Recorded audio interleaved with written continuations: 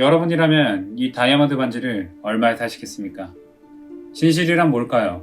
단순히 거짓과 반대되는 의미로 정의할 수 있을까요?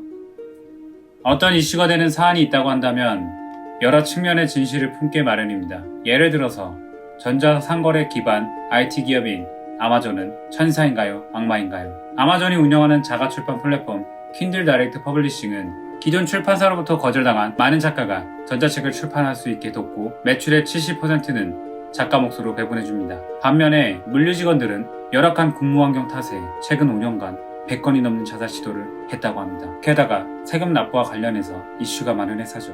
바쁜 삶을 살아가는 현대인들에게 있어서 저울에 재듯 정확하게 선과 악을 구분해서 어떤 정보를 판단할 시간 따윈 없을 겁니다. 여기서 우리는 보통 한두 개의 진실을 골라서 판단하게 됩니다. 아마존은 천사인가요? 악마인가요? 아마존이 천사이든 악마이든 그 선택은 자기 자신이나 이 세상에 큰 영향을 끼치지 않는다고 생각할 수 있습니다. 아마존이 어떤 얼굴을 가지고 있던지 간에 물건을 구매하는 자신만 편하면 되지요. 그게 우리가 살아가는 자유시장주의의 가치입니다.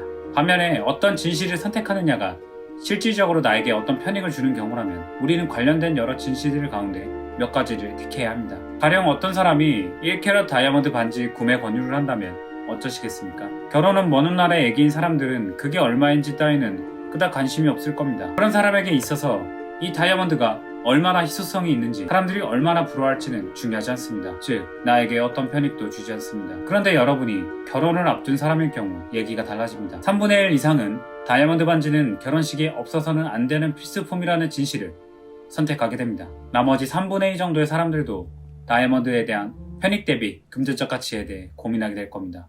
경제적 사정이나 결혼 예물에 대한 가치관 등에 따라 각자의 금전적 가치는 달라질 수 있다는 것에는 다들 동의하실 겁니다. 앞서 얘기했던 아마존에 대해 제가 제시했던 몇몇 진실들은 조금이라도 아마존에 대한 여러분의 생각에 영향을 끼쳤을 겁니다.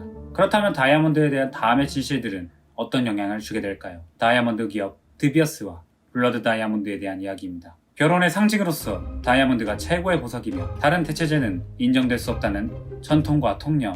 그런 전통과 통념은 현재 다이아몬드를 독점하고 있는 드비어스에 의해 치밀하고 교묘하게 주입되고 조작된 진실이라고 저자는 말합니다. 19세기 중반까지만 해도 다이아몬드의 대부분의 생산지는 인도였습니다. 그리고 그때는 정말로 희소해서 대부분의 사람들은 실제로 본 적도 없고 최상의 부유층만이 소유하고 있었죠. 하지만 축복인지 저주인지 1876년 한 10대 소년이 남아프리카 공화국 오렌지강에서 반짝거리는 조약돌을 발견했습니다. 사실 이건 다이아몬드였는데 무려 22캐럿짜리 원석이었습니다. 다이아몬드 러시가 시작되었죠. 간단한 시장 원리 지식을 적용해보면 공급이 많으면 당연히 가격이 떨어지기 마련입니다. 막대한 투자를 해서 이번 아프리카 땅 끝까지 온 유럽인들은 고민에 빠집니다. 그러한 공급 과잉의 문제 속에서 세실로즈는 충분한 자금력을 바탕으로 다른 다이아몬드 사업체를 모두 사들이거나 합병했습니다.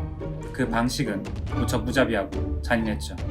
그리고 회사 이름을 드비어스라고 짓습니다. 이렇게 해서 드비어스는 세계적인 다이아몬드 독점 기업으로서의 기반을 다집니다. 그리고 이 독점력을 이용해서 다이아몬드 공급량을 제한합니다.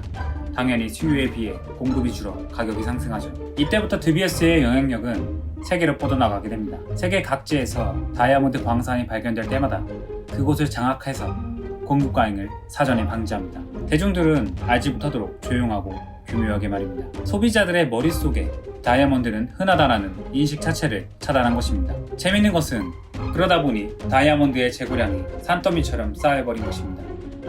이제 드비어스는 희소 가치를 유지하면서 이 수많은 다이아몬드를 어떻게 처리할지를 고민해야 했습니다. 1938년 드비어스는 한 뉴욕 광고 회사에게 의뢰해서 다양한 형태의 선전을 활용하여 고민을 해결하고자 했습니다. 그 광고 회사의 이름은 에이어 앤드 선입니다. 그리고 생각해낸 전략이 바로 결혼 반지였죠. 다이아몬드와 진정한 사랑을 연결시킨 겁니다.